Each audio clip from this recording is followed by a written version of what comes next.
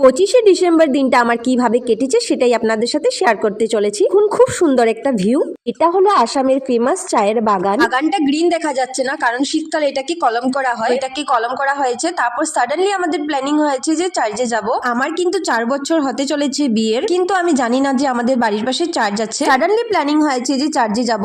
অনেক ভাগ্নি আমাকে ফোন করেছে যে কাকিমণি যাবে চার্চে। আমি বলছি না না যাবো না, অনেক দূর আছে, আমি যাব না। তো ও বলছে না বাড়ির পাশেই আছে। তো ভাবলাম চলে যাই। মামুনিকে জিজ্ঞেস করলাম, মামুনি বলল যাও। তো আমরা সবাই মিলে এখানে এসেছি। চার্চটা খুব একটা বড় ছিল না, কিন্তু খুব সুন্দরভাবে সাজিয়েছিল। আরেকটা কথা, সেখানে কেউ ছিল না, শুধুমাত্র আমরাই ছিলাম। আমরা বলতে আমরা যারা যারা গেছিলাম আমরাই ছিলাম। তো সবাই মিলে যে ফটো ক্লিক করছি, আর আইরিশও এদিকে ভিডিও বানাচ্ছে। আমরা বানাচ্ছি তো ও কেন বানাবে না, তো ও যিশুর ভিডিওটা বানাচ্ছে। তো চলুন আমার ব্লগটা আমি এখানে শেষ করছি, পরে আরেকটা ব্লগে দেখা হচ্ছে। ভিডিওটা ভালো লাগলে লাইক শেয়ার সাবস্ক্রাইব করে দেবেন। আপনারা সবাই ভালো থাকুন, আর ভিডিওটা দেখার জন্য অসংখ্য ধন্যবাদ আপনাদের।